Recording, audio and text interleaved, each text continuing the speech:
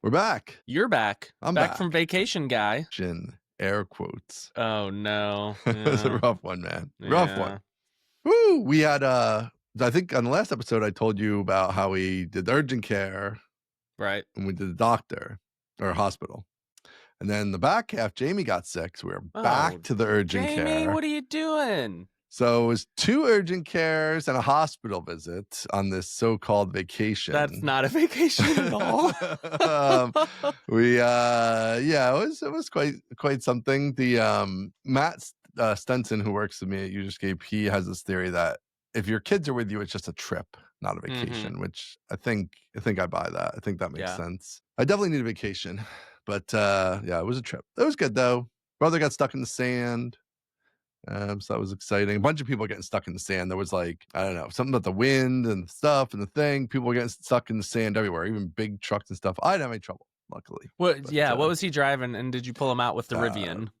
So he was in a Volkswagen SUV, but see, I think it's all-wheel drive, and you're really supposed to be 4-wheel drive. All right. How many wheels is all? That's my question. I've never understood this. All-wheel drive, there are only 4 wheels. So what are we doing? True. I think the difference is a 4-wheel drive vehicle can send, I can't remember if it's up to 25% of the power, maybe it's up to all the power to any of the 4 wheels. Okay. Whereas an all-wheel drive vehicle only can send like 10% of the power to the back or whatever it is. Like it can't just shove all the power to one wheel. So it can't balance as well. But well, that's very confusing. Yeah, we did get him out.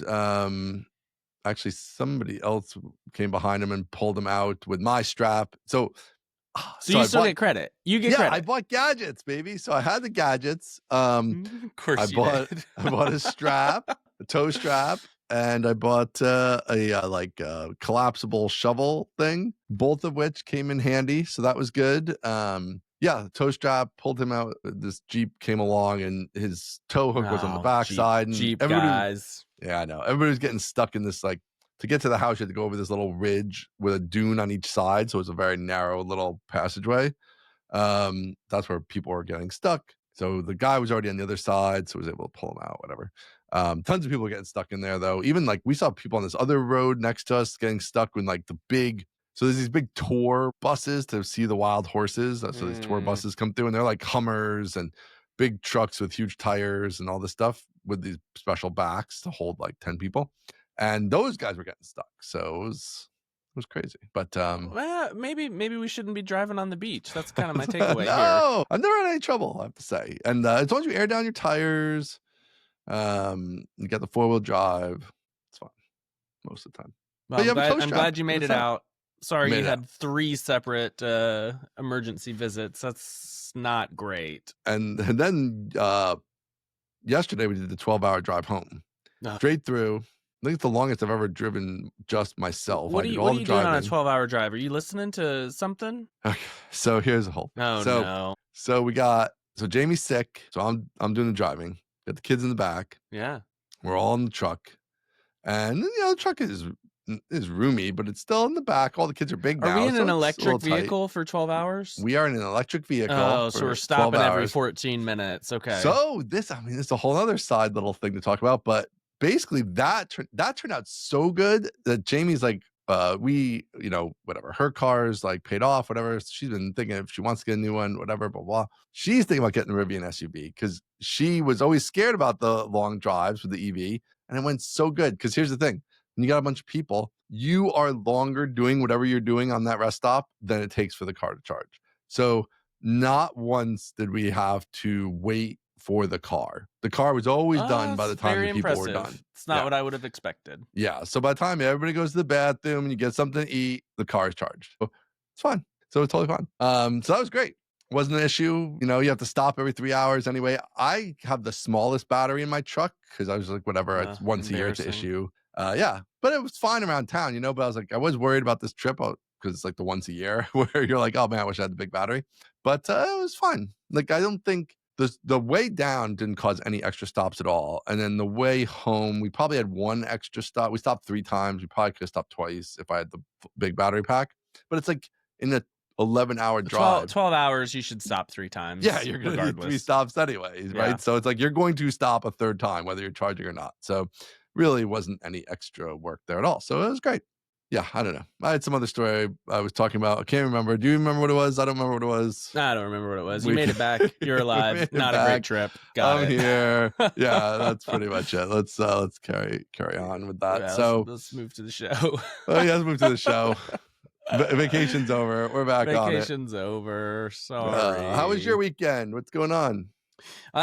Weekend was good. Kids start school tomorrow. So on You I think Southerners. It's crazy. I know. What's going on? Yeah, I think on Friday or Thursday we had Meet the Teacher, and it's just, it's crazy. They're going to school. They're going to pre-K. This is their first real school thing? First real school. Yeah. Okay. So they've been going to like Mother's Day out, like 3-4 days a week. But now we're going to real school with real teachers, real lockers, real, whole thing. Cafeteria. I know. It's weird. It makes me feel like I'm 1,000 years old. We managed to get the kids every day, Monday through Friday. Full day? We managed to get them full day, like 7:50 to like 2:50 or something. So early. Man. I'm gonna be drop off guy. I'm so happy to be here for this. This is a big moment. We got them in the same class, which is important for them. Because they, one of them is very helpful to the other, and so that will be very good to have them both together, so that if one of them needs help, the other can interpret, for the teacher. So that was very stressful, but we got them into the same class because we got an email like the night before that was like, hey, here are your kids' teachers. And they're 2 separate emails with 2 separate teacher names. And we're like, always, that's 100% of the time that's going to happen. There's no chance you're going to have the right thing you want happen. No. Yeah. But fortunately, it's a small neighborhood, public school. We send them an email and we're like, hey, here's the situation. We can get a doctor's note if we need to, but regardless, hopefully we can make this work out. And the next day they were like, oh yeah, sure. Sorry about that. It's all fixed. It's like, whoa, wow. Whoa, wait, that's crazy. What's going on? I expected them to be like, oh, these parents are always with these problems and we're the educators. And they were just like, oh no, that makes sense. Sorry about that. Our mistake. Cool. And it's fixed. Yeah. So that's good. Their teachers are super nice. There's a speech therapist in the school that one of them will be seeing. And it's just very, very helpful to like know that the neighborhood school is just really great, which is why we moved to the neighborhood. That's the whole reason we moved to the neighborhood was so they could go to public school and we could be involved in neighborhood life. And this is our first taste and it's very exciting. Wow. Yeah. Big moment. This is not going to help my suburban versus urban argument, but I pulled up to, Meet the Teacher and there are like 14 golf carts out because some people are just like, we'll take the golf cart. Think about in the city. Just like big city living. Yeah. We'll take the golf cart down Broadway and drop the kids off at school. What the hell is up with the people with the golf carts in their real house? Like vacation house, I get it. I kind of get it. If I'm being honest, I kind of get it. They hop in the golf cart, they drive down to the school. There's no like, I don't know, the schlep factor is so much lower, because you're just like, get in, hang on, we're driving. Are they on the road? Yeah, they're on the road. No, man, nah. I don't golf cart on the road. But it's a little neighborhood. It's this little big city living neighborhood where it's very safe. So it's pre-planned. Everything's around like a circle around the school and the little main street, just like the normal city. Yeah, well, actually, there's no color. It's just black and white. Everybody's whistling. Hey, how's it going, neighbor? But yeah, I like the golf cart. I got to get a golf cart. But where do I put it if I don't have an underground garage? That's the question, So one of these things necessitates the other. Are you golf cartable from the school? Oh, yeah, for sure. Okay. I think from our house to the school is probably a 10-minute walk. I mean, it's almost a mile. Yeah, that's like a 2-minute golf cart drive, 3-minute golf cart drive. But you have to be on the road? Yes. Nah, man. I know where there's so many golf carts on the road. No. Nah, you're crazy. No, you're crazy. Because when someone comes through with their Escalade and runs over your stupid little golf cart, then you're dead. The golf cart's not going to protect you. But that wouldn't happen in this neighborhood. No, it would never happen. No.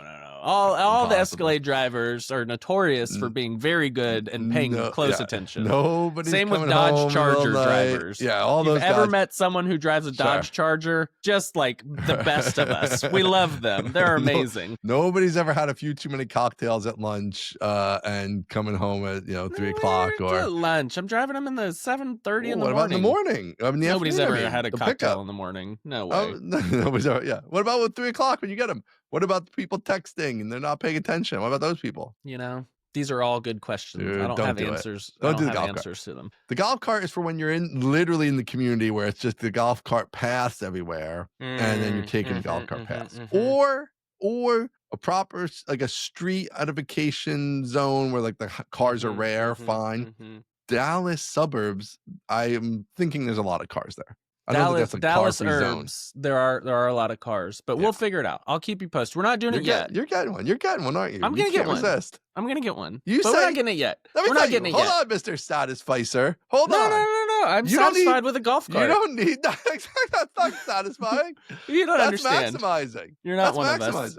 No, this is I am one of you. You're telling me that you're gonna buy some $15,000 golf cart and that's satisficing. And I'm saying I'm calling BS. This is why in those votes people are doing both sides. Hardly anybody's a true satisficer. I'll be honest, I haven't priced it out yet, and if it's $15,000, we're taking the regular car.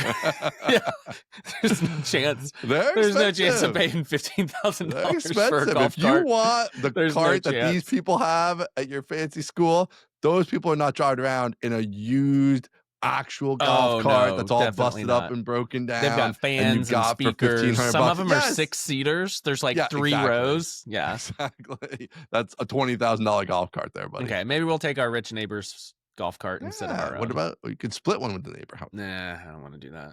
I don't want to borrow. I don't want to do this. Dude, we're don't all do in this together. I'm telling you don't want a golf cart. Okay, well, we'll come back to the golf cart. On Satisficing, I got a note. I got a few notes from last episode. A follow-up. Okay. One of the notes was from Dear Abby Gilson, our favorite Gen Z, and she said, hang on a second. You painted me as a satisficer, and I just want the record to reflect. Yes. I am in no part a satisficer. I am a maximizer. I need you to correct the record. So that was my vibe from her as well. I am sorry to slander your name, Abby. You are not a satisficer. You are a maximizer. However, we would love to have you if you want to come over to the light side. That's all I'm saying. She doesn't want any part of that. She doesn't want any part of that. She's thinking about the best things in life, getting out there, doing stuff. She's not trying to she's going to 20 countries in the next year. Yeah, she's not a satisficer. There's no way. No, I don't know what she's out here maximizing. There's no way. That's crazy you even said that. I know. I take it back. I'm sorry. I think I don't know what I don't even remember what I said. I have that podcaster's amnesia where people DM me and be like, you said this. I'm like, nah, that didn't sound like me. I don't even remember you saying what it you're either. talking about. I'm like, it's like 50% chance she just made this up because neither of us remember you saying this, but I'm just assuming she's accurate. I'm assuming she's not lying. Yeah, whatever. All right, we've got 2 on here. Well, we've got 3. I want to hear the third one. I want to hear an outro update. We need to get into the product. This will be short. Episode. What do you mean it'll be short? This could be our shortest episode ever. We got nothing here. We got nothing. No, all right. We'll make it work. All right, so I added this to the last mega episode, and we didn't cover it, obviously, because it was a mega episode. But I think outro needs a sort of hot takes polls section where we can put in the comments, should Aaron get a golf cart? And everybody can go say, yes, Ian's an idiot on Outro FM. I think that's important. Totally agree. So I'm going to pause you there and say that this episode is brought to you by... Hey, that's called a tease. Let's talk about polls. But first, I love it. This episode is brought to you by a new sponsor. Woo! Friend of the show, friend of the family, Laracon AU 2025. AU stands for Australia. Level up your Laravel skills. Connect with brilliant people and experience 2 unforgettable days this November at Laracon AU in Brisbane, Queensland. Queensland, plural. That's interesting. Queensland. You can find out more at laracon.au, of course, organized by our very good friend Michael Durenda. So check them out at laracon.au. Also brought to you by the Laravel family, Laravel Nightwatch. Nightwatch sees what other monitoring apps can't in Laravel applications. Take 2 minutes to set up the free plan right now. And before this episode of Mostly Technical is done, you might uncover rogue queries, misconfigured middleware hiding in plain sight, or the dreaded N+1. Find out more at nightwatch.laravel.com. And also brought to you by Flare by Spatsy, the all-in-one error tracking and performance monitoring for your Laravel application. You can find them at flareapp.io/performance monitoring. All these links will be down below. Thank you to our sponsors for making this possible. Sponsors this month. I love it. Lots of sponsors. Got to pay the bills. Got to buy a golf cart. All right. You like the polls idea. You like it. I like the sponsored golf cart idea. Yes, this is great. Yeah. Sponsor the show so Eric can get a golf cart. Let's do it, people. Let's do it. Yeah, I'll claim it's putting food on my family, but really I just want a golf cart. So you sponsor get a the little show. sticker on the side. It's like a NASCAR car, but see, it's a golf cart, and only now Aaron's we're talking. in it. And your ad is seen in the little by many of tens Dallas. Of people in the pickup line. So imagine the ROI. You never know. You only need to get one. That's Our right. rates, you need to get a single customer, most of you, to make it pay off. So it's fine. Because we're too cheap. That's just the reality. But it's a separate issue. All right. Oh man, phone's going on. Let me tell you, before we get to outro, I cannot wait. I can't wait for this new the Google people have had this ahead of us. It makes me mad. But in the next iOS update, they're going to have the thing where you can turn on the AI to answer the phone and take a pre-filter the message thing. That's and cool. Then just give you a text thing that's like, hey, do you want to actually answer this or not? Because this is what they say they want to get to you for. Because I'm so sick of all these spam calls. I'm so sick of the spam calls. Anyway. Sounds cool. It's not going to work very well, but it sounds cool. It's going to be a disaster. It's Apple. It's Apple and AI. It's Apple and AI. They don't know how to do it. I don't even know if it's real AI. It's not doing anything AI-ish. It's just answering the phone and being like, what do you want? And then the person says what they want. It transcribes it and says, do you want to answer this call? Have you ever in your life asked SIRI to do anything and it got it right? No. I don't even think this is SIRI. I think this is this is ML. Maybe it's ML. Maybe it's ML. It's ML. They're good at the ML. They're not good at the AI. The mathematician's AI. ML. Yeah, I will take that. All right. Polls, outro. I mean, I don't even have a ton to say here other than that. I totally agree with you. One interesting thing, I guess, about it would be, I was thinking about it as this is a type of, so there's you can have members can have posts, right? Okay. And send posts out and have public posts and whatever. So I'm thinking it's a thing that where you have a public post that's a poll. And then I guess the only question would be, do you have to be a member, even a free member, to actually vote in the poll? Which I kind of think yes. Otherwise, you just have just any rando on the internet can vote as many times as they want. Then there's no sort of, it's like a Twitter poll. Kind of useless. Twitter polls, even now you have to be logged in, I think. But I don't know. So I guess that's my only question. It being part of the member feature set, or is it like a freestanding polling thing? Which I think, I don't know. Why not both? Or Why either? Not both? Yeah. Could be either. You could have a public poll. You could have a members only poll. You could have a poll that splits it out by how members voted versus the public voted. Come on. Now you're just trying to add to my let the features scope here. creep. Yeah, do it. I think it starts as a member thing, but maybe I still think it has to be in the feed of your public posts, which are kind of the same thing as the member posts. If it's public, it's just it's not only members can see it, everybody can see it. So in that same vein, I guess in that sense, a poll that is public, it's like a public poll would just be votable by anyone. I just think there's weird spam stuff. I think you just said a poll that is public would be a public poll, and I think that is I think I agree with that. I just want to go down and say yes, I agree with that. That is correct. Don't you hate these things though? When it's just open to the internet, the first 5 minutes it's just gonna be oh, there's a poll with 7 million answers because some bots in there answering poll. Why this thing that's got no users? The bot's gonna be there answering polls, but they're going to be doing it. So that's the part that annoys me. Obviously, I'm fine with members only. I don't care. Members only is fine. I'm fine. I think members only because it's also draw to you should become a member. You should become a member to vote in the polls, right? This is good for the podcaster that they get a new member as part of the polling experience, especially if we can make that process, very easy, just whatever, I take it Google back. or whatever. You don't need public Yes. polls, a poll that is public. You don't need that. You just need I a think it could private poll, be a poll that is public. private, and that's fine. I think it's public. The poll is visible Visible, publicly, right? not But not votable. You Mhm. gotta get in there to vote. Okay, totally agree. I'm down with the polls. The only other outro up. So I haven't been home in 2 weeks. I've been home for less than What have you 24 been hours in the doing? past 2 weeks. Because we've been throwing parties and we've been doing Laravel stuff, and I was on a trip, let's call it. Oh, I haven't done much outro stuff. The logo people, they had to move back a week. So now it's September 8th. So I was thinking about this. So September 8th it starts. It's a 6-week thing. So in 6 weeks we'll have a nice logo. Be great.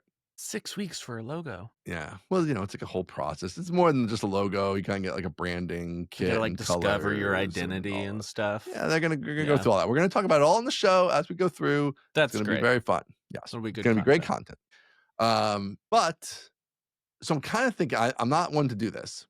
I'm kind of thinking that could also be like the release date, like the end, like the logo's done, outro's out. Should we put a date on it? Which part of me is like, that's even like a later than I wanted to, but also realistically, that's late, yeah. 6 weeks from September 8th. That's late. Right. So it'd be like end of October. Mid-late October. Yeah. I think there's a chance like there's like a beta before that, where like get some people in there kicking the tires, hopefully.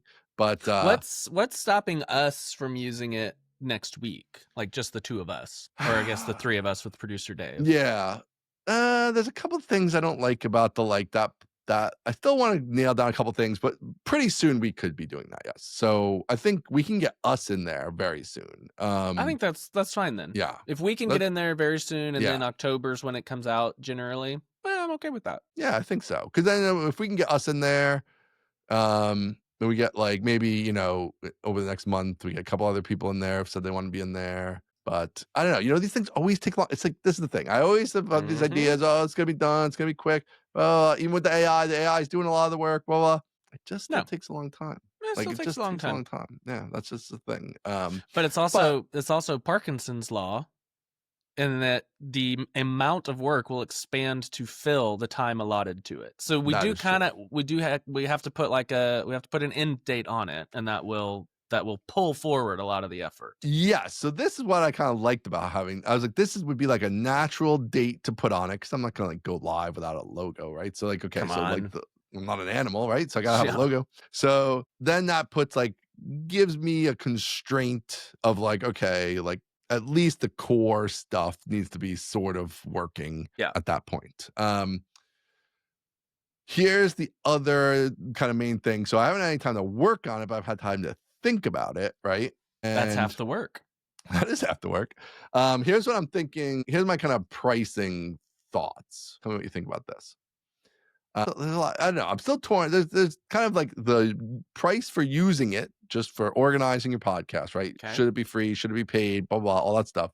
And then there's where I think probably the real money is, which is charging you for members, whether that's per member, some small amount, which is what like a newsletter provider would do, right? Like if you're a ConvertKit, you're paying per email address, right? Or if you're on Bento or whatever, right? So that model, or it could be more of a Patreon thing where you have like, it's only paid members and we get a percentage of that. So here's where I'm currently at. What I think I want to do: free version, totally free, all the features. Okay. If you make more than, right now in my head, $50,000 a year on your podcast, so basically nobody. Then it's $99 a month. Okay. Which I feel like is fair if you do have a bigger podcast. If, hey, Joe Rogan shows up, like Joe Rogan can pay me $99 a month, right? If some big Spotify podcast shows up, like they can pay me $99 a month. But then maybe it's so few people, it doesn't matter. There's just something that bothers me about letting like huge podcasts use it for free, but whatever. I don't know. So before I even get to the other part, what do you think about that? If your goal is to make money, I think this is a bad way to do it, because I think very, very, very few podcasts make north of $50,000, and the ones that do might not be running that money through you, and they may just be like, I don't like. Honor system exists. Right. We're a low trust society now. They're not running it through me. But no. It would be totally honor system. It would just be like honor system completely, for sure.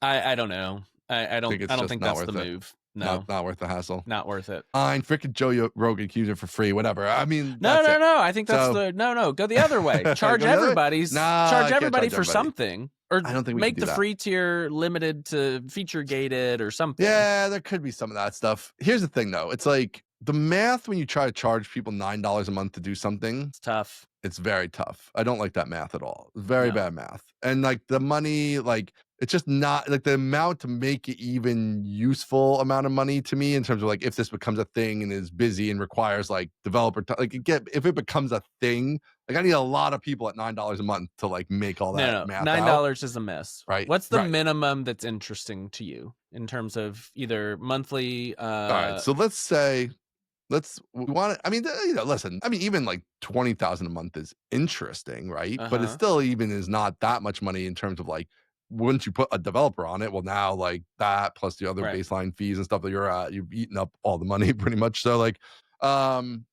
I've been thinking about it as like 50,000. I feel like 50,000, not that day one it's going to make 50,000, but the idea 50,000 a month. The idea of getting it to $50,000 a month is where it's like, okay, like now it's worth several $1,000,000.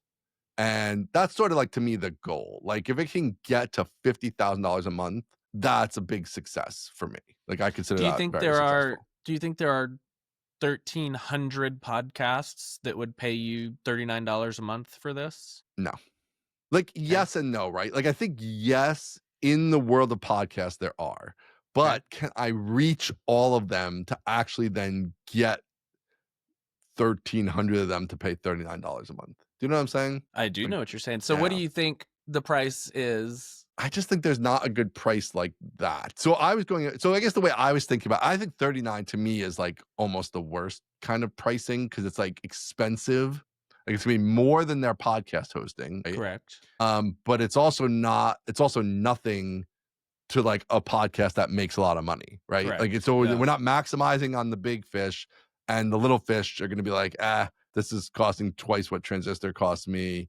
Like, that end of it. So like that's where I've kind of, and maybe this is wrong. So I don't have all the answers here, but I've been sort of pushing that pricing out of my mind a bit because I'm like, I just don't know if people are going to pay 39, 49. So I've been thinking about it more like 99 because it's like, hey, either you want to pay me because if we do some feature thing, you just like the features and you're like, I don't care, even though maybe I'm not making money on it. That kind of thing. Or obviously you're a bigger podcast, you make money and you're like, yeah, it's worth $99 because I'm way more organized than having 10 tools to do all the stuff. And then obviously you have the free tier on the other end. I think you could do the like $9 a month, $5 a month, $12 a month, maybe thing, and just try to get the broad base there. I think that part I don't love as much either because again, it's like $9 a month. So you need like kind of a lot of customers. So that part's not super great. Although how many customers? So then the question is how can you make it valuable enough that anyone would pay $99? $9 a month. It's not as bad as I thought. So if you're $9 a month, 5,555.555 repeating customers. That's a lot. Yeah, that's not good. That's not good. Yeah, that's not going to work. That's not going to work. Yeah, 5,000 customers too many. So, yeah. So that's where. Okay. So then let's say we go full free. Okay. For a second, let's go down that path. Right. Full free. All the features are free. Okay. You pay for members. Let's go with my preferred membership model, which is 2 cents a member, 3 cents a member, 1 cent a member, whatever, something like that, right? Okay. I think it has a couple advantages I enjoy. How many members do you think we have for this show in this fake universe? We already have like 300 signed up just randomly to follow the outro stuff. So like, I think we could get 1,000 members. Yeah, at least 1,000, and it's free for the members, right? Yes. Okay, so we could get 1,000 members at 2 cents. That's $20 a month that we would be paying. Okay, carry on. And that has to be worth $20 to us, right? How's it not worth $20? Like if we ever ask them to do anything, it's worth $20 a month. I think that's correct. Yeah. Right. So, and I think it like show like there's a direct correlation to that value, right? It's like these 1,000 people follow me. These are my audience. I have this direct connection. I can ask them to do things. I can send them when I'm working on it. They can click a link to buy stuff, like all that stuff. If you can't make $20 off of 1,000 members, you're doing something wrong. Yes, exactly. Right. And whether that's you want to make money off them or you're not trying to make money off them, but it's still $20 of value to you, Right. right? Whatever if you're just trying to convey ideas and it's like, hey, you have these ideas and 1,000 people a month are accessing those ideas, and that's what your goal, that's still worth $20 a month, right? Like Yes. that's worth $20 a month. So I kind of like that. It also has like more of the lock-in vibe, right? It's like, hey, I have this 1,000 people on this list. Like, do I want to just turn this thing off and not have this 1,000 people? Even if like I'm not podcasting as much as I once was, this list alone could still be valuable, even if I'm not doing the podcast. But even better, I feel like it would be reinforcing to people to continue podcasting, right? Because like the podcasting, I think we talked about before, but like you don't necessarily always get the feedback. It's like No. even our show with thousands of listeners, like, there'll be a couple YouTube comments and I'm a just couple getting DMs DMs here and from there. Abby that's like, I'm not a Satisficer. That's it. Yeah, That's you the get only a feedback couple I'm getting. harassing DMs, and Yeah. that's it. Like, so I think the idea of like you can see with the more directly, you have this group, you can email the group, you can directly communicate with the group, is valuable, even if to reinforce that you should continue podcasting, right? Because you have this group, you can see the group, you can see their names, you can see their email, all that kind of stuff. So I like this. This scales. it This is the scales. value metric that scales with popularity all the way up to Joe Rogan. Go Rogan. It's free for everybody, so you get a lot of adoption. Which, I think with some of the features you're building in, the more adoption you get, the more adoption you'll get because Right. of like the polls and the public presence and the emails and all of that is it's got the old Dropbox virality metric thing, right? Or I guess the more like the powered by the widgets that say powered by everything's X powered by, yeah, for sure. So this is powered by Outro, and everybody 1,000 members are seeing that every time they get an email. Okay, this seems reasonable to me. Okay. I like this idea. I like it. I think it works, right? I mean, I think there's like it's still slightly infuriating to me that like Joe Rogan can show up. There's very unlikely he's using our membership tools. Yes, and he's obviously not using, when we get to having paid sponsorship stuff, he's not using that. Nope. He's not paying for the thing itself. He's using it totally free.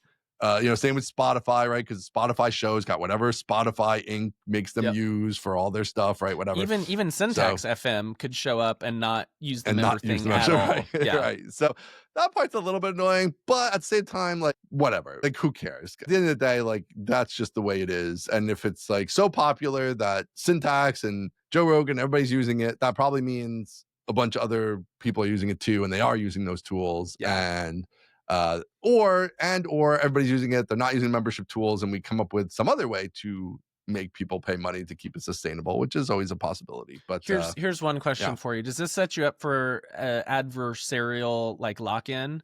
Like, are you going to allow people to export their member lists? Oh yeah. Okay. No, I would let people export. Yeah.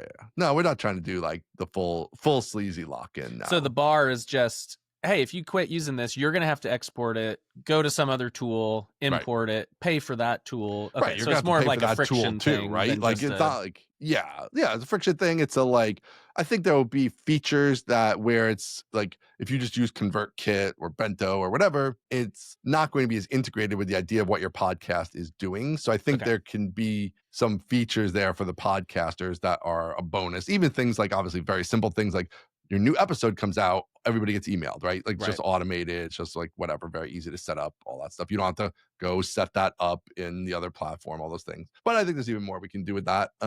So yeah, my idea is to have some more specific features. I also think for there's all the whole membership management of like maybe members get a private podcast feed that doesn't have ads, right? There's there's a PDF you give people, like all this stuff.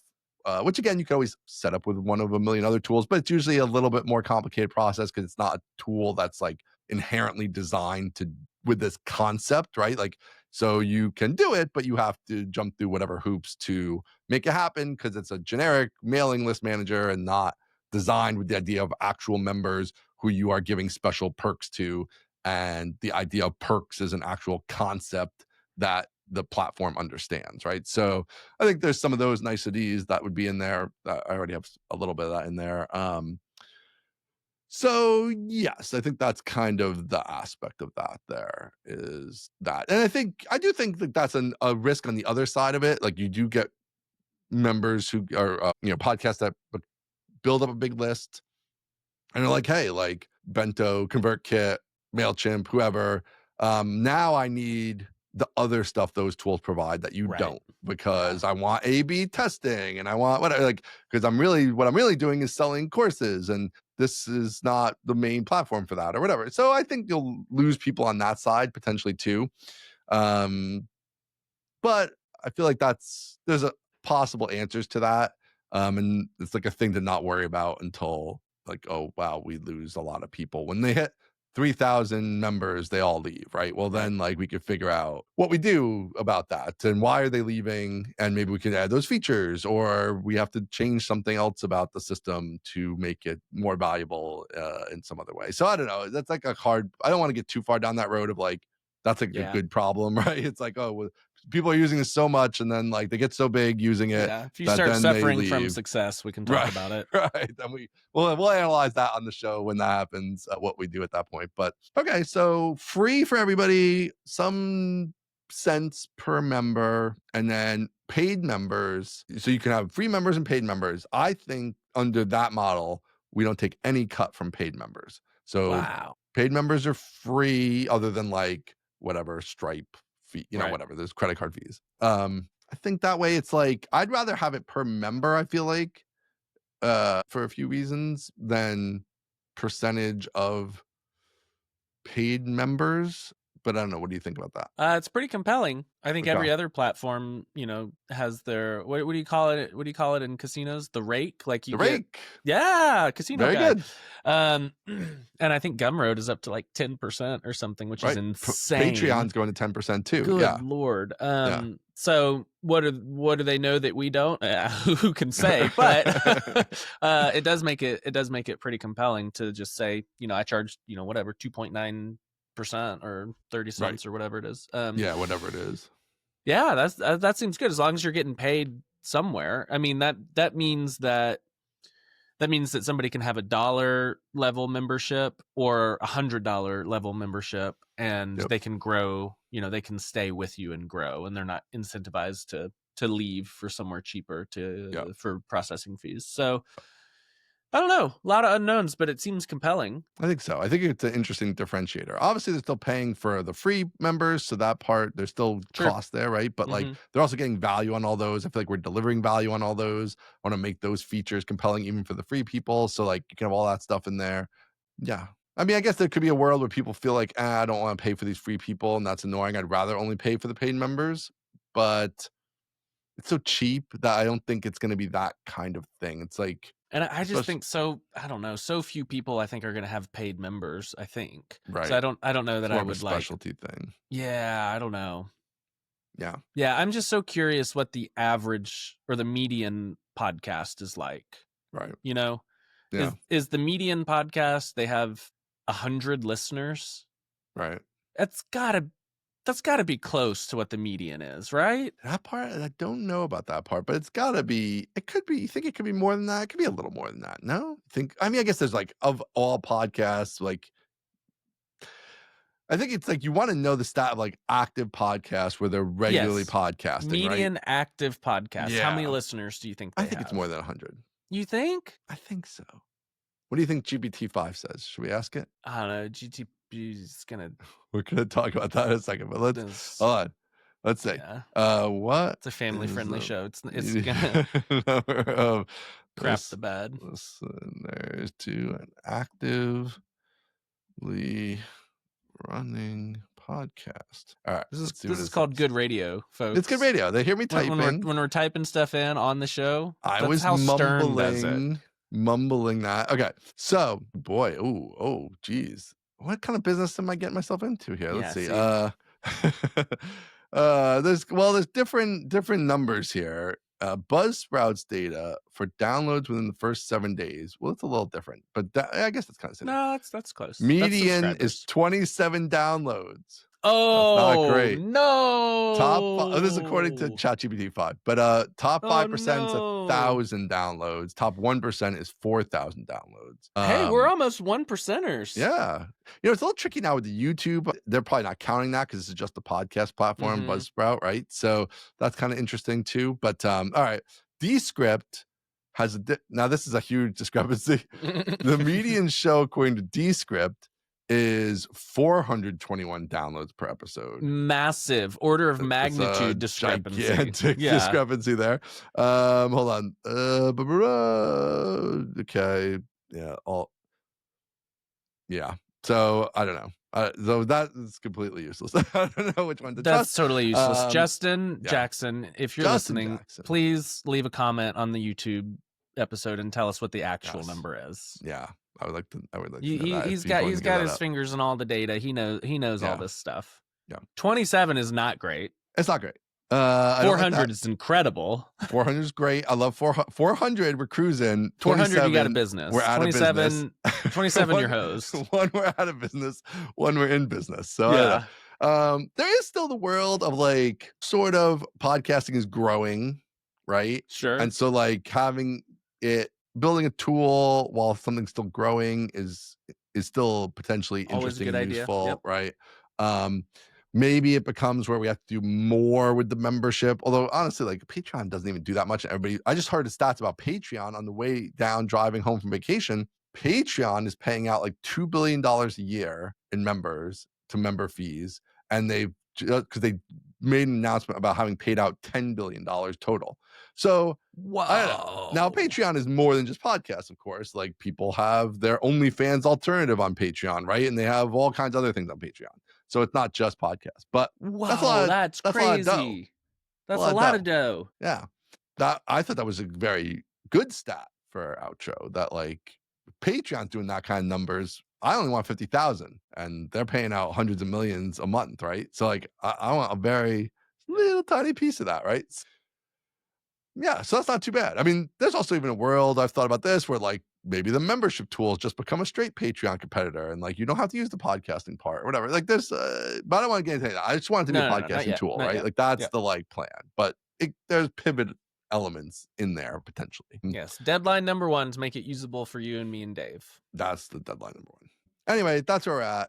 I don't know. Is it a good business? Is it a bad business? I don't know. We already talked about how there's no tools like this. Yeah. So probably it's a bad business. 90% chance it's a bad business, but maybe 10% it's a good business. So we shall see. But I like this pricing. This is a good pricing talk. I think we're onto something here. So that's the current plan. It could change. I love it. I think it's a great plan. I like it. All right, let's do some. Let's pay the bills.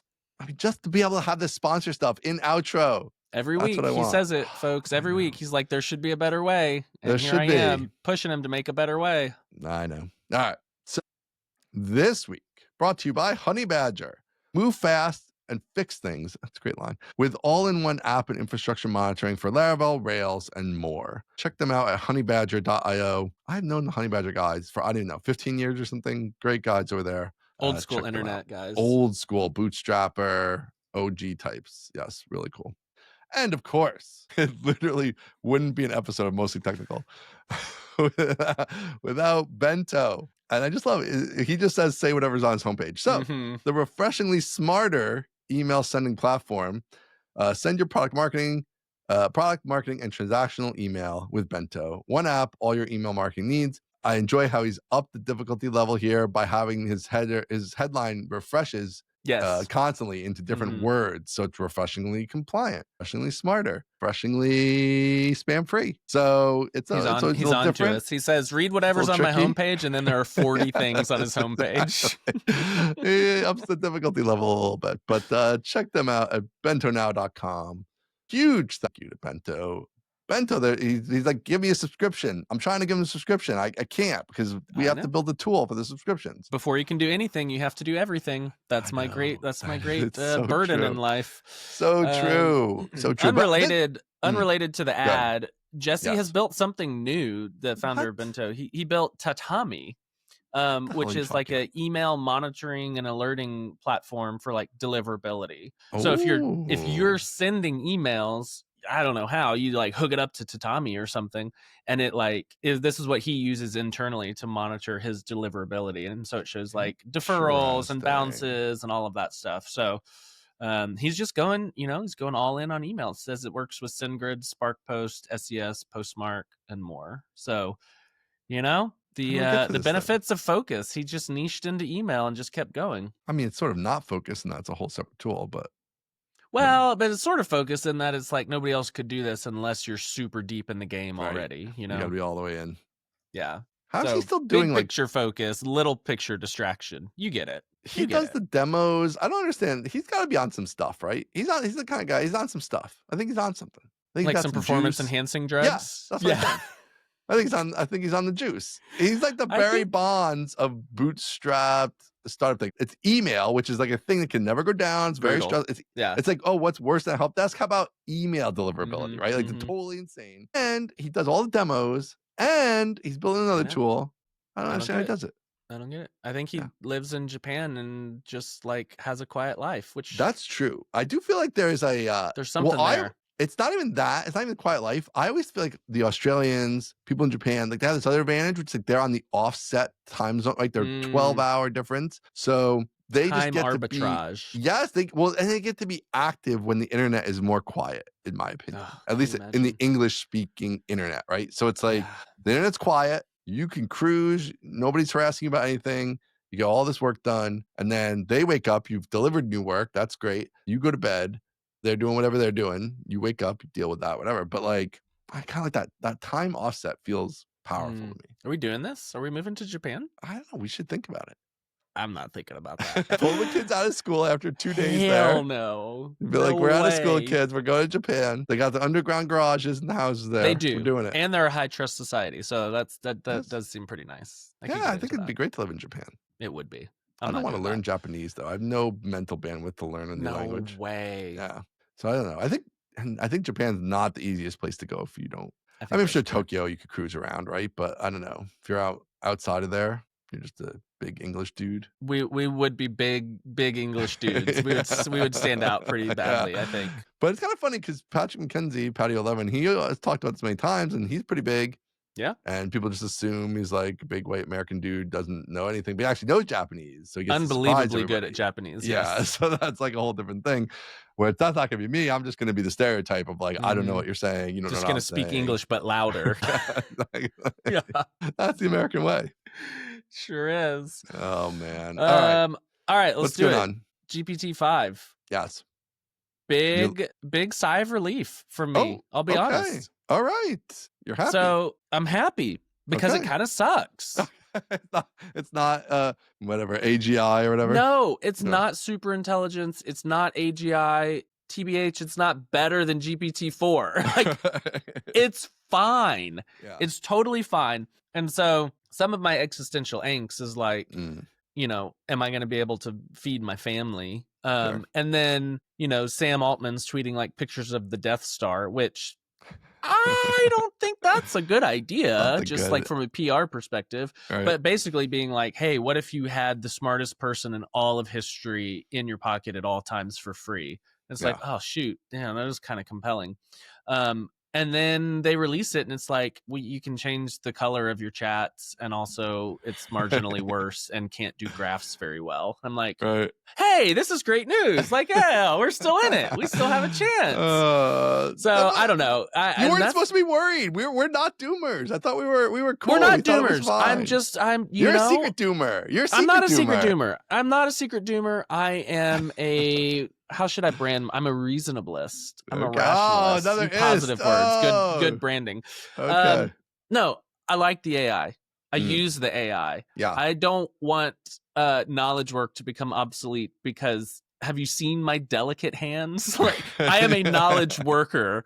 I sit in a cold air conditioned room all day. So yeah, I'm not a doomer, but I did worry. I did have angst that like if this is what they say it is, education is dead. Right. Programming may be dead. Like, what are we going to do? And then they released it and it sucks. And that's kind of like the general feedback I've seen is people being like, this is not better. What are we doing? Like, it's slower. It's dumber. Give me back the model picker. So I'm sure that they will, you know, improve it over time. But it just felt like we might be witnessing a little bit of the plateau of the scale ups of like, oh, we can just throw more hardware at it and it gets infinitely smarter. I don't know if that's true anymore. Yeah. And that like feels kind of like a relief, if I'm being honest. Yeah. Oh, that's interesting. So I haven't been following much of the takes because I was on ostensibly vacation. But Yeah, I would say I thought it is better. I thought, like, I'm using 5 more than I use like, I never used 4.0.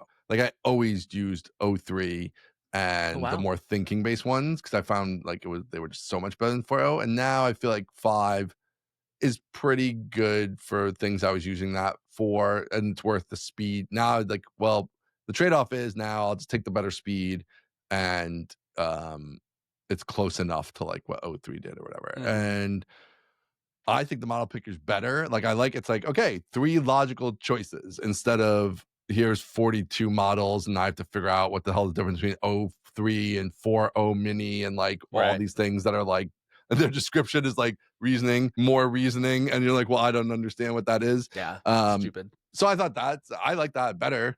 Uh, but yeah, I also think totally no way in the world. Like, this is just normal software. We released version 5 and it's better than version 4. Right. And that was because I was thinking people are saying it's worse. Maybe they're right, whatever. I don't know.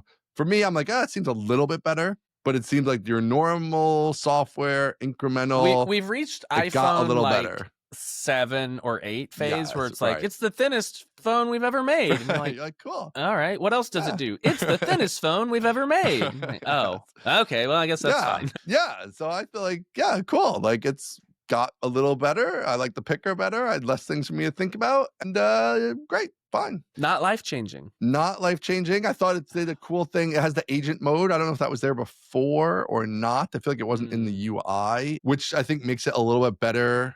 I only used it a little bit, but I had to do like a multi sort of build multiple files type of thing, and it did a better job than I feel like it normally does in terms of it actually built all the files. Like in the past, like it would like not build all the files, right? So it actually built all the files. Now, what it put into those files Nonsense. Pure garbage. it wasn't pure garbage, but it wasn't, it wasn't like, oh, I could just take this. 'Cause I had it like build a website basically. Yeah. And I definitely could not take this website and put it on the internet and be like, this is my new website. Like, it was nowhere near that. It did have a couple interesting ideas. It did do the task for the most part of building out the correct number of files. So I was all good. But yeah, I feel like I'm not.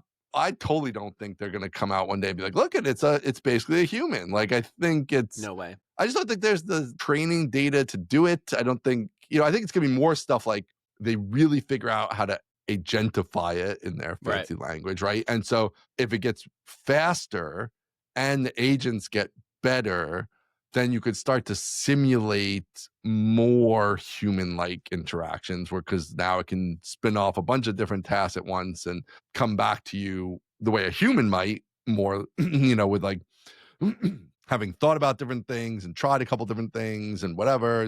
So I think that'll get better. But yeah, I don't know. I'm still not worried. I'm not worried. Given the Yeah. current architecture, I'm not worried. LLMs, I think, are not a path to AGI or super intelligence. Or there may be other architectures that they're working on that are different than just like, let's turn all these words into numbers and then go make stuff up based on the numbers. Yeah. I don't think we're getting there that way. Now, are they working on like, a neural net that's more like a brain with neurons and like the ability to learn things? I don't know. That may be a pretty good idea. But You this, should get on that. I'm not worried about it. I'm not worried about it anymore. Oh, We've good. plateaued. We've cured you. plateaued. Yeah. Yeah.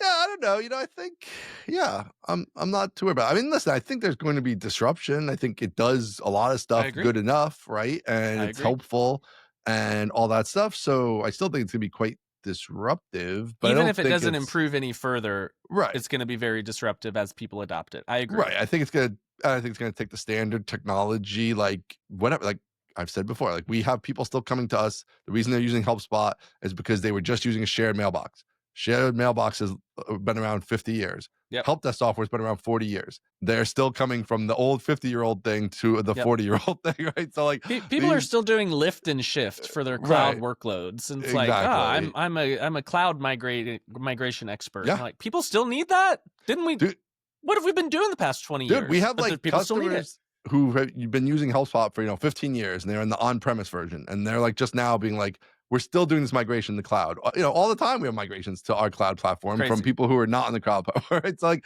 there's all this stuff. It takes so long. The arc of like enterprises shifting is decades and decades, right? So like some things will happen quicker, but a lot of it is going to take a long time. And a lot of it has to be specialized. Like I think if this is, again, if they come out with like, I'm just a human, but super smart, that changes everything. But if they don't, then it's like, well, okay, this is a really smart thing, but you really have to guide it.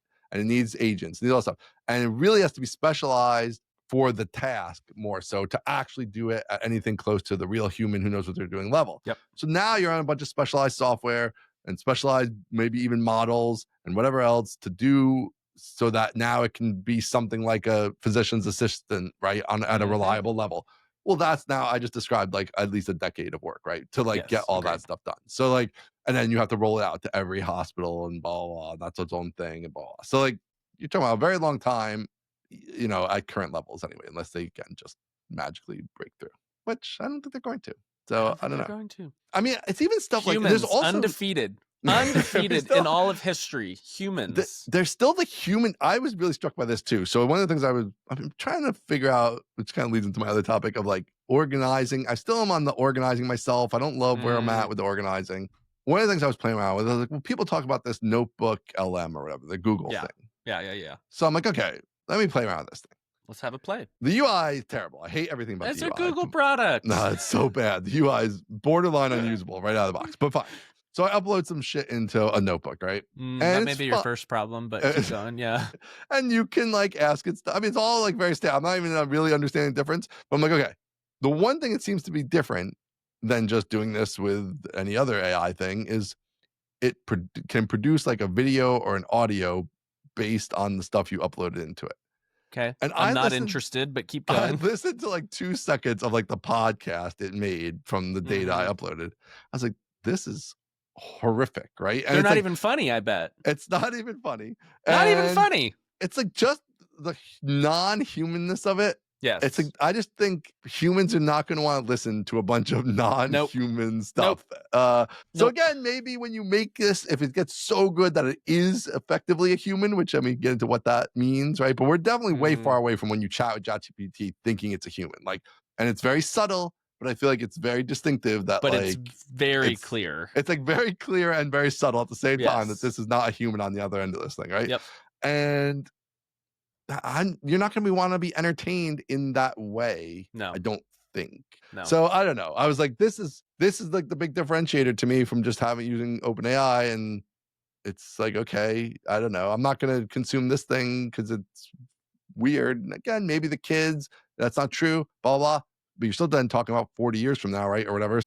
I don't know. You're going to be retired by the time that happens if that's the path. Yeah, I'm going to be retired by the age of 40. Forget 40 years. I got 4 years. You are on this. I was on that same thing. It's so funny you're on the same thing. It's not going to happen, but I love it. It is going to happen. It's going to happen. You got to believe in something, Ian, for goodness sake. You got to switch paths then, man. You got to get on software. You can't be doing these courses and be retired at 40. You only got 4 years or whatever, right? Well, that's an interesting point. We'll see. You need something more scalable than the courses, I feel like. If you're going to retire by 40, you need to have a cash out. Details are hand wavy. We'll get there. It'll be fine. AGI. You got to build the AGI. You got to say you're building the AGI. You're not that is actually all you have to do. Say you're building AGI. Take 10 million off the table. Call an oopsie doopsie, and then you're done. Yeah. Done. Whoops. Spent $1 billion. I have 10 million. We didn't make it. The road is long. Shoulder See shrug. You later. Yeah. That's the play. Commentary. All right. What do you want to do next? Do you want to do yours or mine? Let's do yours. Mine's gonna be short. We'll wrap with mine. All right. I think I want to get sponsors for Database School. So here's what I'm thinking. The podcast Database School. It's a good show. We like the show. I probably get 300 to 400 audio subscribers or audio downloads through Transistor. And then the average video is kind of all over the place, but it can do 3 to 10,000 with DHH being an outlier at like 140,000, right. Yeah. So here's my thought is I'd like to do sponsorships very similar to how we do them, although probably fewer per episode and more expensive. But here's my thought that you may hate. Mm. I don't think I want to allow database companies to sponsor the show. Yeah. It cuts both ways, right? Cuts Like both on the ways. I want yeah. to, and I'll give you my reasoning. Yeah, go So ahead. far, You you go. don't hate it, so that's already like, you know, it I mean, wasn't I a get visceral it. reaction. I don't It know if wasn't I visceral. hate it or not, but I get it. I get Okay, why you so wouldn't that's want good. to. Yes. That's good. We're on the road to understanding. So Yeah. my thought, which is probably very clear, is I don't want to influence the content, right? And I also don't want the CEO of Prisma to be on and then to read a Supabase ad, or vice versa, right? That just feels like, what the hell am I doing here as the CEO of a competitor, giving you content so that you can then cut in and advertise my competitor? It just, the whole thing seems misaligned. And so my thought is, the audience is highly technical, probably only senior engineers that would be willing to listen to an hour of like database stuff. That a lot of companies would probably want access to outside of even database companies. So that's my pitch. What's your take? I do like it from the like, keeping it clean for you, like no weird stuff like that, of course. Keeping you the impartiality, I guess you'd say, right, of the content. Like you're not favoring because Oracle paid you a bunch of money and now everything's MySQL or whatever. Now, if Oracle wants to pay me, now that's a different guy. They have more money than God. We'll see. Okay. So here, I do think, though, this is getting to my downside, which is that I feel like you are defining, first of all, databases quite broadly. But I think, right, is your goal here, right? Like Redis, whatever, all kinds of stuff, right? Vector databases, blah, blah, blah. So, and who's left?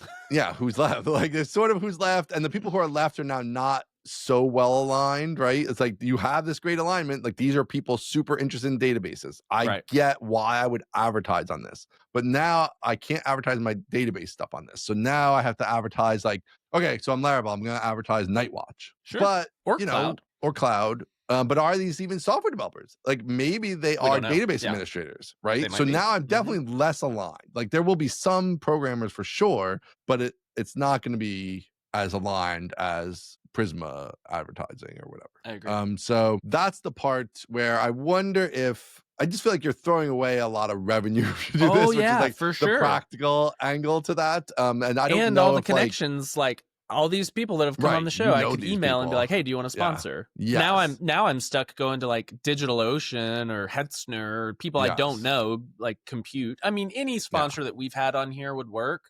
Nightwatch, Bento, Sentry, Flare, any Honey Badger, anything would work. I just it's yes and no, right? A little bit, because they're still way less aligned. Because how many of them are even I think the programmer-oriented ones might not be so interested in database school potentially. Now that's you. So like the people literally on our show who sponsor our show, like they know you very well, and they know that probably most of your audience is actually programmers who are watching that or programmer adjacent. But once you get out of that little bubble to people who don't necessarily know Aaron Francis very intimately and know about the Laravel connection and all the stuff, now it's just like, well, the database school, it's going to be database administrators and people who are super into databases, and what percentage of them are actually programmers might only be 20% or whatever. I think for you, it's much higher than that, but I don't know. So I guess I don't oppose it. But I do think it's worth considering, could you do something different to give yourself the opportunity for those people to still advertise? Like, could you just structure it to get some of the benefits of if you had none, but without going that far with it? Like when you have somebody from a database platform, you do not run other database advertisements on their interviews. So you could, it's a lot of your interviews. Most of them. Could you do it where you do a thing at the beginning and it's only in the beginning, but they're never interrupted with an advertisement? I could do that. Like that. You know what I mean? Where it's like segregated. So it's not so much like, here's the planet scale guy. Now we've interrupted him with still feel weird AWS being like, hey, welcome to, as a ad, like a intro before the guest is even there. Welcome to Database School. This episode is sponsored by Supabase. All right, now the CEO of Neon, let's go. It's like, that feels a little weird to me. But it's like, how much leverage do you have though? Like, I mean, at the end of the day, how many database specific podcasts are there, right? And like, Very few. I'm guessing very few. I don't know if Yes. that's true, but I'm guessing very few. Very So if few. they want to reach the people who are super into databases, this is the cost to them, is that, like, first of all, they should be advertising that they are there.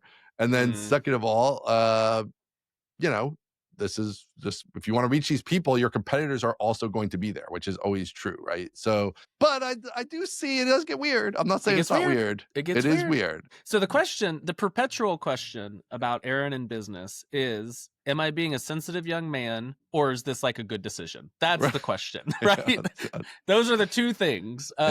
So it sounds like you're a little bit on the fence. I would love to hear what listeners think, but I'm like 80% confident that just excluding database companies is the right move, because then that keeps my guests coming on, because they know they may end up on a podcast where DigitalOcean is sponsoring. It's like, who cares? But if you're on a podcast, like, if God forbid I had Sam Lambert on a show where it's being sponsored by a competitor, that's a bad idea. That's a bad idea. I want to watch that episode.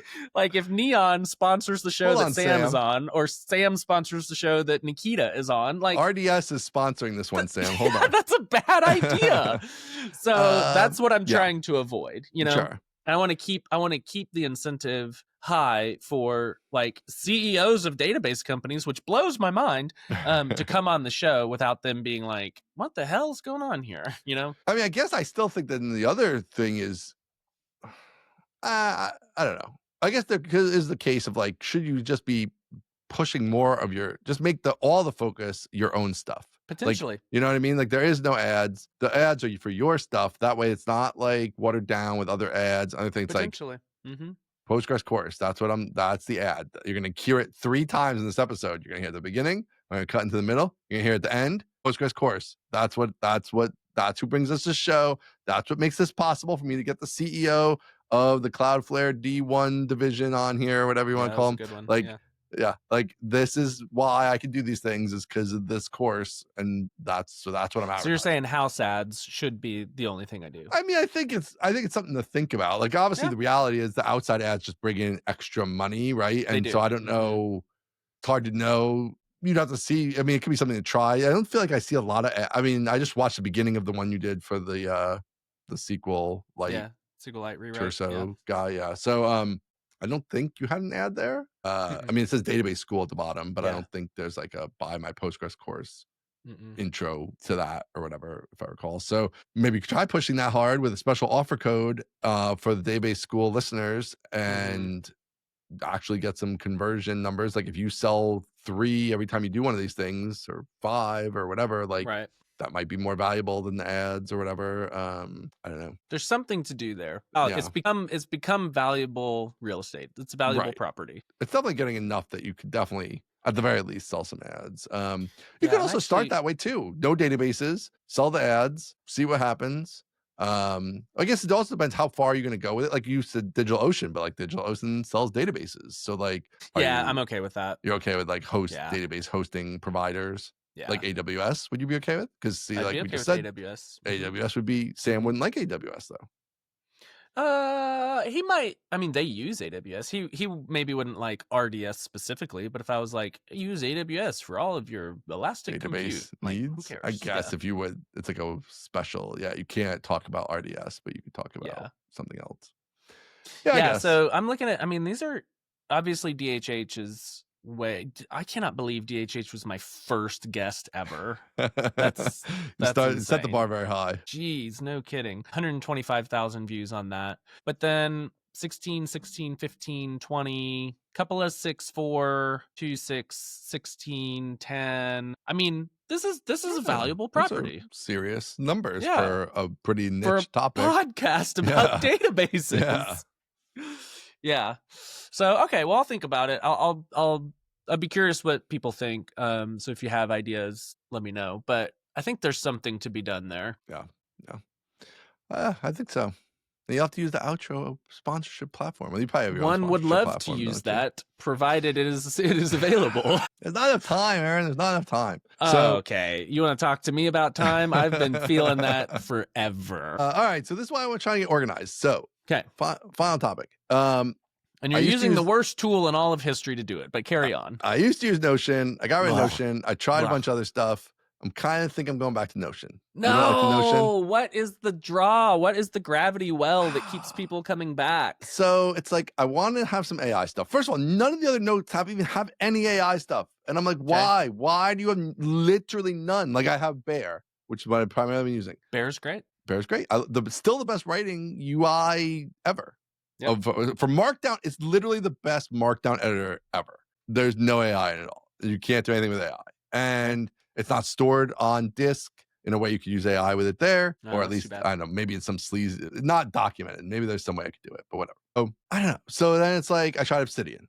And Obsidian's That's interesting. That's what I was going to say. Right? Because everything's Markdown files. So I had the Claude Code. Everything's extensible. Me and Claude Code, we're in there. We're doing stuff, right? Right. And you can touch all the files. There's just files on disk. But it's all so janky with Obsidian. It's so janky. Like it's a little programmery. Syncing experience is janky. The plugins are all bad. It's like we have thousands of plugins, but they all are terrible, except for the ones the plugins made. Are a little WordPressy. It's like, it kind of works. It kind of doesn't. What's his name? The creator guy's plugins, the like 2 or 3 official ones are okay, but it's like, okay, but he doesn't have all the other ones you'd expect. So then it's like, nah, the plugins are bad. I don't know. The whole thing is janky. So I don't love that. So it's like, because the mobile then experience is janky, which I kind of want a good mobile experience for like my note taking kind of thing. So I don't know. So it's like literally, it's like Evernote. Am I going back to Evernote? No, they have a little bit of AI stuff now. The Notion AI stuff is not as good as like using Claude Code with Obsidian, obviously, but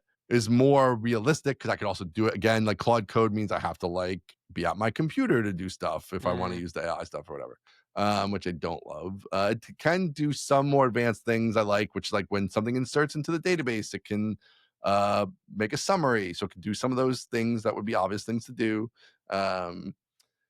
It has the databases, which is nice. Like I want to have this idea of like dumping thoughts into a database. That's my question. What is the goal? Like what are the life experiences that you're trying to optimize for? Yes. So basically, like obviously all these other note-taking apps make you like make a page, and then on the page, and I have all these pages with like a paragraph in them because it's like I'm organizing, but then like it's organized away. I can't even find it ever again because it's like one page with a paragraph.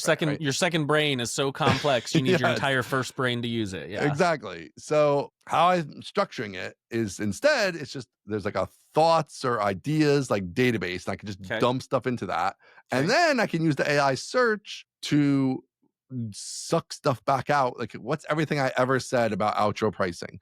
And it can just be like, it can put together the random things I've just posted in here rather than me, outro pricing, I probably will have more of a real page about, but like that kind of idea. Like I can just post things in there.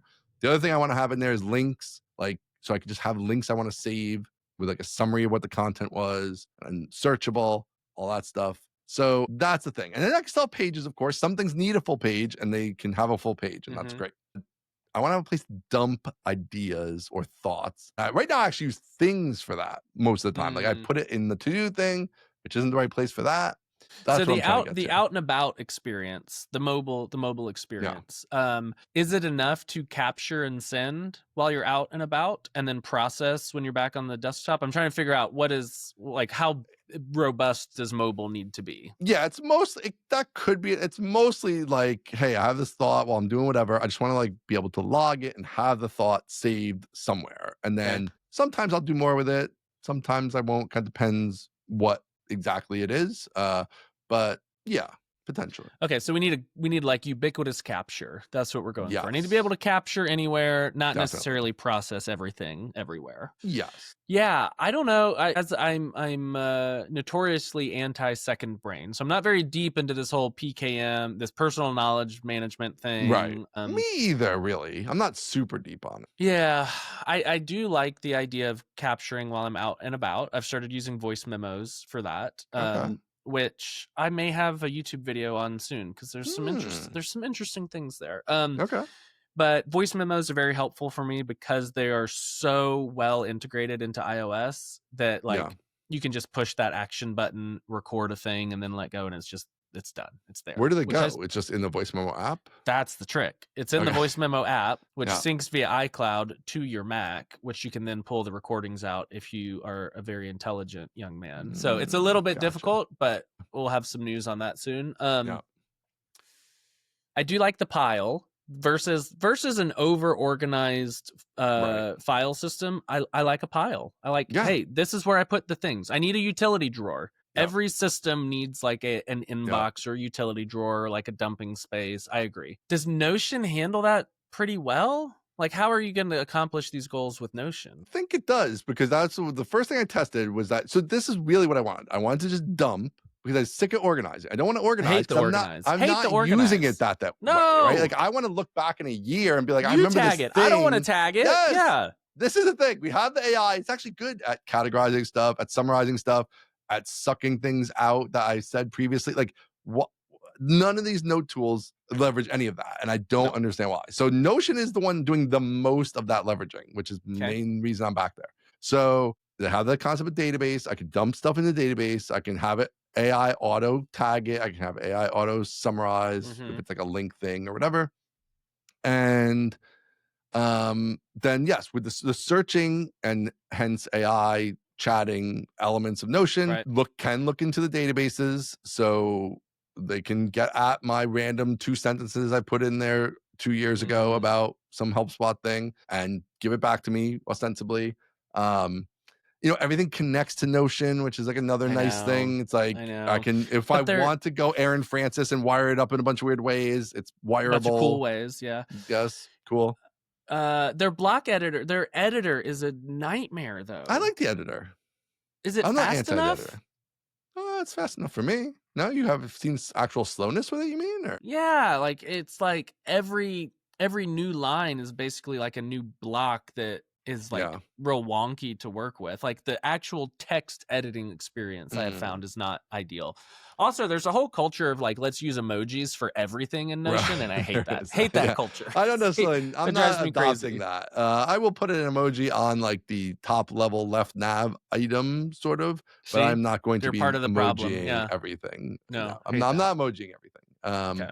Yeah, I don't know.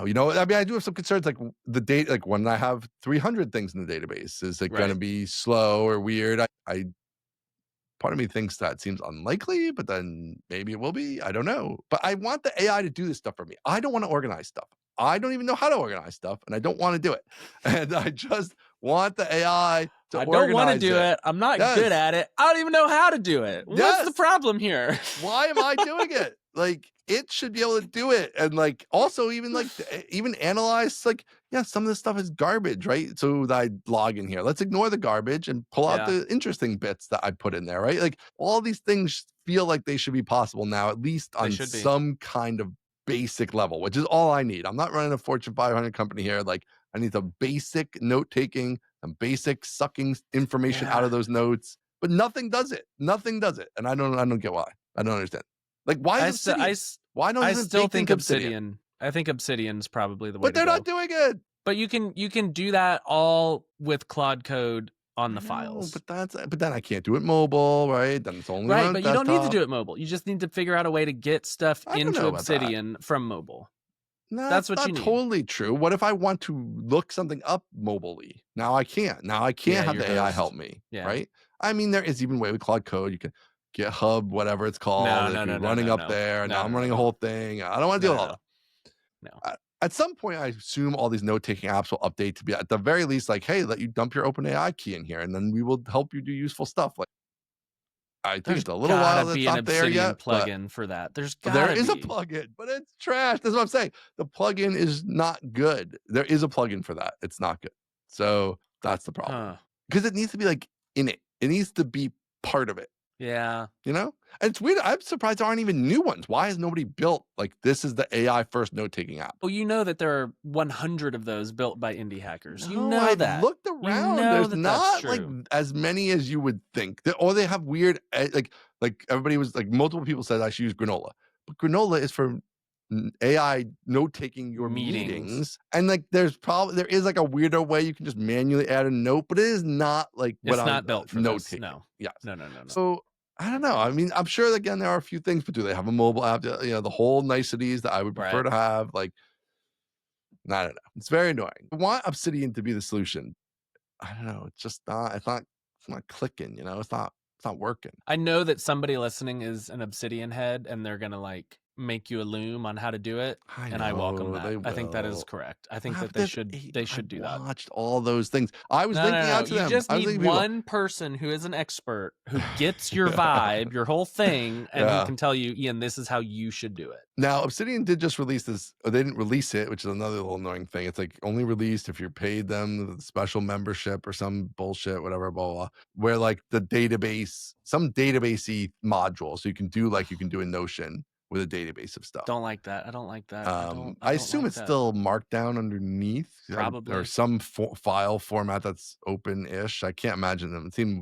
Would seem unlikely. It's like some binary format or whatever. So I No, assume I it's don't think so. some flat file of some type. But I don't know.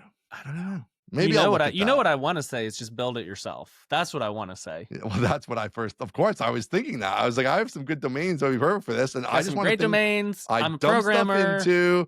It's easy, dude. I was like specking it out, of course, but I was like, I can't do it. I can't do it. Why not? I can't do it because I have outro to build. You're already on my ass about outro. Well, you got to finish outro. Gonna get us outro. closer. It's not going to get me closer if I go off for 2 months to build a note app. Well, finish outro and then go build a note app. So here's the other thing that's going to make you totally crazy. Is I was like, if I go to Notion, do I go to Notion Mail and Notion Calendars? No. All the way in. No. All the way in, just simplify. I want to simplify. I want to be a no man. Too. You know what I mean? I want to simplify too. I have so many apps running. Notion is not the way to simplify. No one in history has ever said, we can make this simpler by moving to Notion. Maybe more powerful. I don't know. Maybe more automated. Maybe we can make up databases that do things, but never has it been like, let's just simplify by going to Notion. No way. Notion Mail has that I don't know. Again, nobody else has it. I don't understand why. I pay $30 a month to Superhuman. It doesn't do this. I just want to give it a prompt to label. And I just want to be like, here's the prompt. And when the email comes in, run it against this prompt and label this thing. And then let me do stuff once it's labeled. Why can we not do this? Nothing does it. Good idea. Superhuman has this janky way you kind of do it, but it's not like, it doesn't take a prompt from you. It's all weird. Superhuman's over, by the way. It is over, right? They got bought. I know. It's over. It's dead. Nobody cares about Superhuman anymore. This is why I'm trying to get off it. So I think I might go to the Notion Mail. I might try the Notion Mail. I'm not going to go to the Notion Mail. You're crazy. I know. What do you do? How do you keep your same email address and just point the MX records to Notion Mail? No. It's just like Superhuman. It's just like a mail. You just connect it to Google, and it's all like just a Google client. Okay. It's just a layer on top of Gmail's infrastructure. Yeah. Nobody wants to actually build email infrastructure. They just want to layer on top of Gmail. Of course. I don't know. I don't know. No easy answers. There's no easy answers. And then all the stuff is I don't think Notion is the easy answer. I will say that. I don't think that is the simplify answer. I know. You and I both, we're in pursuit of the one true system. That is what we're in pursuit of, and it's never going to happen. Oh, somebody's going to do it. The AI stuff makes it more possible than ever. I feel like it should be possible to have the one true system. I agree. But maybe it gets back to what we're talking about, where it's not possible because it's not actually super intelligence, and the AI can help you, but it can only go so far. So you're not going to be able to just like literally throw anything at it in any context. Here's your financials. Here's your notes. The here's answer is you got to build it. Yeah. You got to build a LifeOS. That's what you got to build. I just want to say, you have this whole persona you've created about satisficing. You're the satisficer. That doesn't sound very satisficing to build your own LifeOS. I've not yet been satisfied by any other solution. I'll just say that. So it's still open. So since it's still open, then it's okay to go too far. All right, I'm with you. I like that answer. I'm spending hundreds of hours working on something so that I can just live a nice, easy life, to make it make sense, Ian. No plans, no worries, no nothing. How is your LifeOS? We haven't got LifeOS in a long time. It's going great. It really is. It is? It's working? Yeah. So the facade is the new aaronfrancis.com. That is like the website, which I'm very, very pleased with. Under the hood is everything else, and I've got a really good I have a really good pipeline. I have a really good system set up through which I can have the computer reach out to me and ask me human input questions, and I can respond and it goes back to work. And That's crazy. that pipeline has proven very, very profitable. So like it's pulling in all my tweets, including like my public tweets and my private bookmarks, which is very helpful. I keep a lot of information in there. It's pulling down all YouTube videos from this channel, Mostly Technical channel, my personal channel, and any guest videos I do. So I have a few on the Laravel channel, and then I have guest podcasts scattered everywhere. It pulls them all down, transcribes them, makes moving thumbnails for them, like asks me who the speakers are, pulls down comments now so that I can feature certain comments on aaronfrancis.com as testimonials, social proof. Right. And then the voice memos thing is the thing I've been working on recently, where I can take a voice memo and then iCloud will sync it and then sync it down to the Mac Studio. And obviously LifeOS is running on the Mac Studio as well. And through a little trickery, I can get at those files, transcribe them, and then like integrate them into the rest of the workflow. So it's working. I'm very happy with it. The entire goal is to automate more and more things. I think for me, it is primarily automating content creation or like parts of the content creation workflow. Right. So at some point I will try to, like, when I'm done editing a video, just export it into the Mac Studio's, storage directory of LifeOS. And then LifeOS will wake up and say like, hey, here's a new video. Let me just upload that to YouTube as a draft, because then like I have one fewer thing to remember. So I'm very happy with it. And it's making me think like, oh, this is really interesting content. Maybe I should do something around this whole thing, like automating your life with Laravel and AI. Like, no, it seems pretty interesting. So I don't know. But I'm don't let people hear that. I You're know. gonna do some AI videos. Okay. I know. So yeah, I'm happy with it. I'm excited about it, and it's going well. So it's nice it doesn't make any money. So we got, 2 for 3, but I'll take 2 for 3. It's indirectly. It's a supporting system of the money-making operation. You have back office needs in these sort of businesses. Very many. So, all right, cool. All right, let's wrap it. All right. Hour and a half. I thought this was going to be our shortest ever. It was not our shortest ever. I know. Too much to talk about. All right. Thanks, everybody. Check us out, mostlytechnical.com. Sponsor the show. You can go to mostlytechnical.com, hit sponsor the show. Follow us on all the social stuff, blah, blah. You can email us at mostlytechnicalpodcast@gmail.com. And we will see you next week. Talk to you later.